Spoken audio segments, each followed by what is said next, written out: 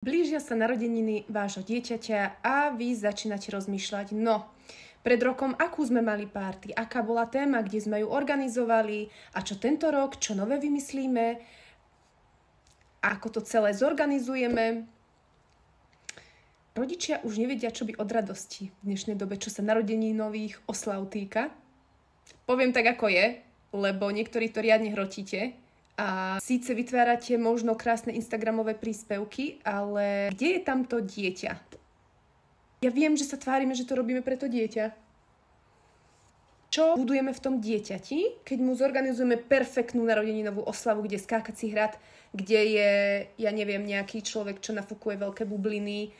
Áno, vytvoríme krásne zážitky a vytráca sa možno taká tá krásna jednoduchosť takého toho, že smotanová torta v nedeľu po obede, prišla starka krstná, bratranci, sesternice a bola to bomba.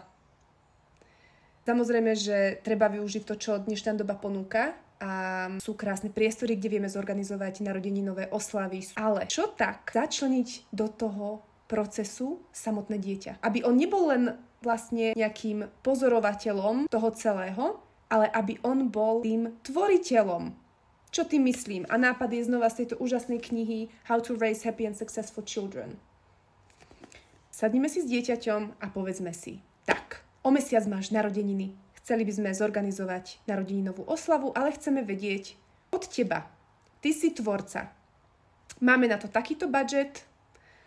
Máš rád Pikachu? OK, bude to v téme Pikachu. Máme takýto budget na ozdoby. Spoločne vyberieme, spoločne to dáme dokopy. Torta. Zase takýto budget. Môžeme ju buď upiecť doma, alebo si ju dáme upiecť niekde inde. Znova, čo by sa ti na tej torte páčilo, a tak ďalej, a tak ďalej. Začleňme to dieťa do tvorby tej narodeninovej oslavy a uvidíte, že to dieťa jednak si bude tú party oveľa viacej ceniť a vy budete mať tiež z toho lepší pocit, pretože vidíte, že budujete v tom dieťaťu hodnoty, ktoré nie sú len o tom, aby sme mali proste príspevky na sociálne médiá, ale aby sme vytvárali v tom dieťaťu zmysel pre organizáciu, manažment a tak celkovo všetko to, čo sa pri tvorbe, tak a kreativita samozrejme, áno. To isté, prídu kamaráti, čo ideme s nimi robiť? Aké hry ideme vymyslieť? Takže akých kamarátov ideme zavolať? Takže skúsme sa na tie narodeniny pozrieť z takého triezvejšieho pohľadu. Skúsme to dieťa do toho začleniť, keď sa už dá.